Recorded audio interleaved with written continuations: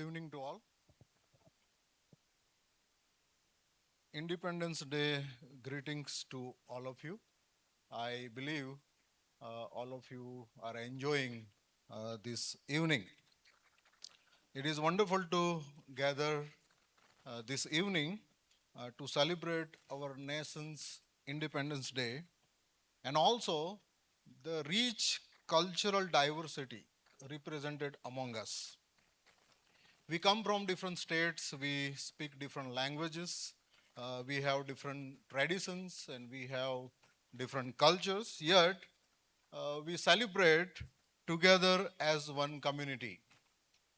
As we celebrate our nation's independence, it is also appropriate to remember with gratitude the contributions of Christians and Christian institutions.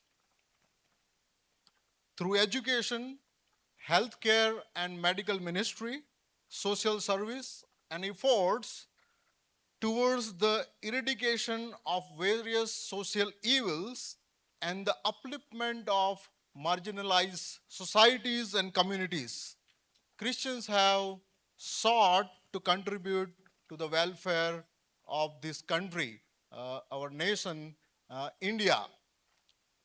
And of course, the church in India has been under attack for quite some time, and it is our responsibility to pray for the church in India continually.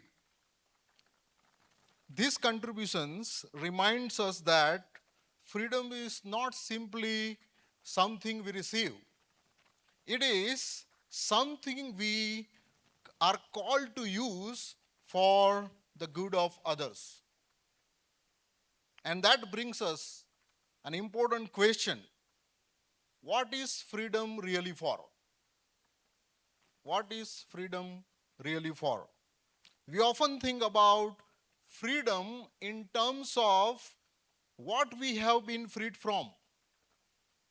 But the Bible challenges to think also about what we have been freed for. The passage or the verse that has been read to us this evening, Galatians chapter 5, verse 13, in this particular verse, Paul speaks about three truths in relation to freedom. And I would like to share these three truths to all of us this evening. The first truth is freedom has source. Freedom has source. The second truth is freedom has a boundary. And the third truth is freedom has a purpose. So first is freedom has source. Second, freedom has a boundary. And the third is freedom has a purpose. When we read this verse 13, in the first part, we see that Paul begins, you were called to freedom. Now, here we notice that Paul is talking about liberty, Paul is talking about freedom, but notice how Paul describes this freedom. And that is important. Paul says, you were called to it. You were called to it. You are not achieving it by yourself, but you are called to it. You are called to it. The verb that has been used here in Greek is eklethetai, means you were called. The passive form of this verb reminds that this freedom is not something we have achieved for ourselves, but God has called us into it. And Paul has already told us the same thing in the same chapter, verse 1. For freedom, Christ has set us free. So the source of Christian freedom is Christ. And that is the first truth that Paul is talking about in this verse. The source of Christian freedom is Christ. Christ has freed us from the slavery of sin and from trying to establish our righteousness before God through our own works. And I hope all of you are aware of the background of this particular passage, in which context Paul is talking about.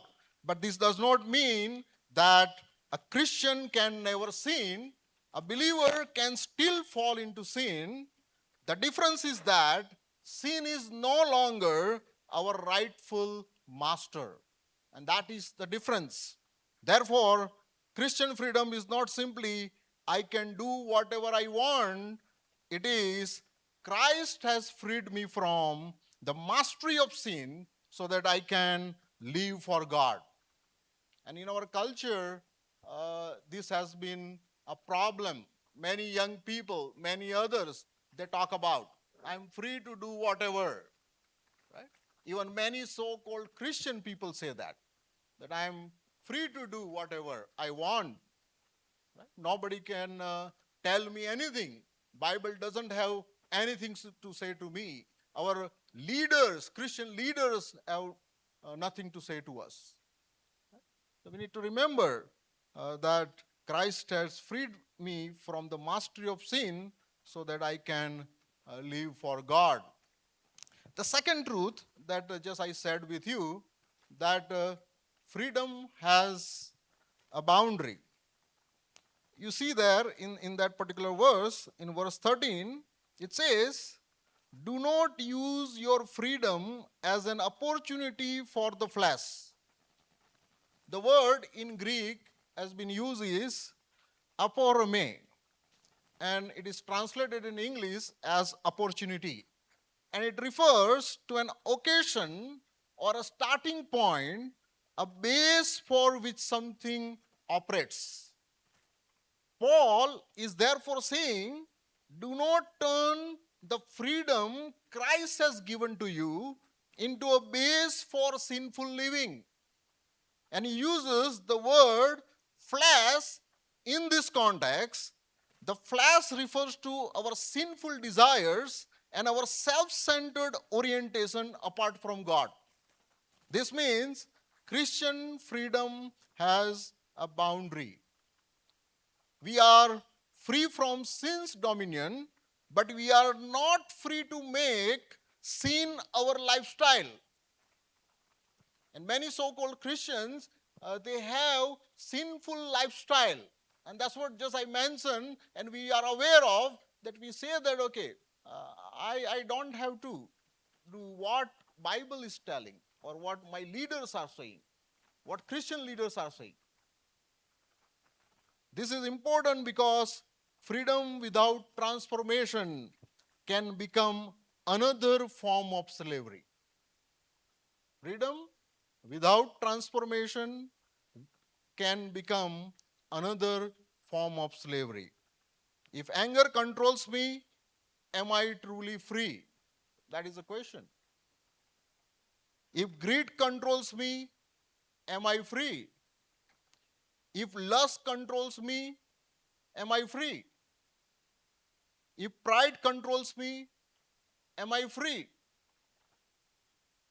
Paul's answer is that true Christian freedom is found as we walk by the Spirit rather than being controlled by the desires of the flesh. So, freedom from sin must lead to transformed life. And that is very, very important. I repeat, freedom from sin must lead to a transformed life. The third truth that I would like to share is freedom has a purpose. And Paul is mentioning that purpose in this verse. He says, but through love serve one another. Here you see the word but. The word but.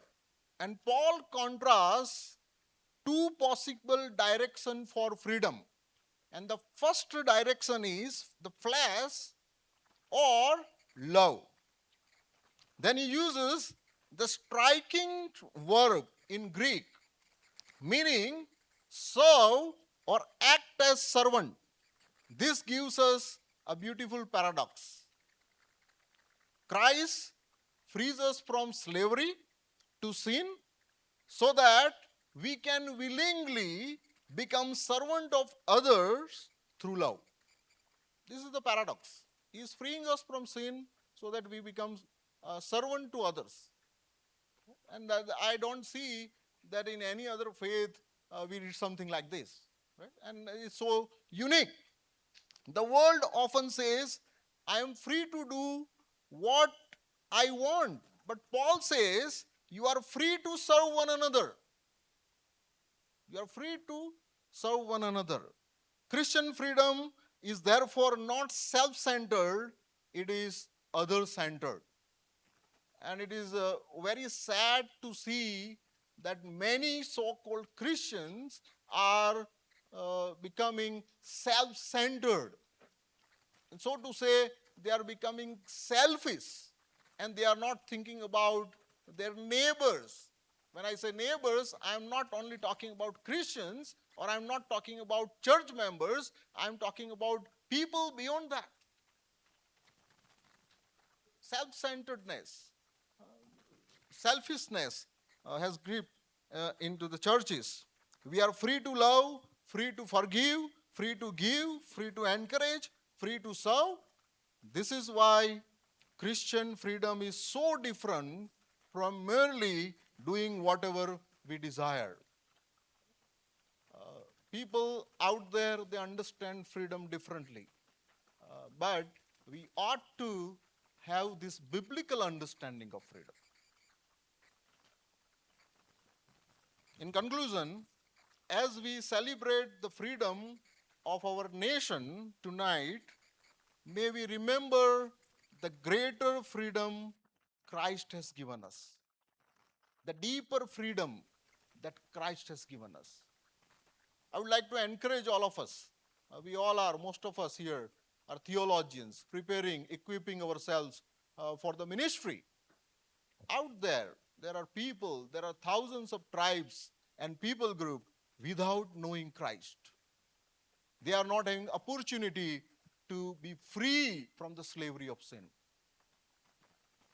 And what would be our response to that? They are celebrating political freedom of this nation. But what about their spiritual freedom? In Galatians chapter 5, verse 13, reminds us of a deeper freedom. Freedom from the slavery of sin, freedom from self-centered living, and freedom for love and service. May God bless all of us through this short sharing. God bless you all. Thank you.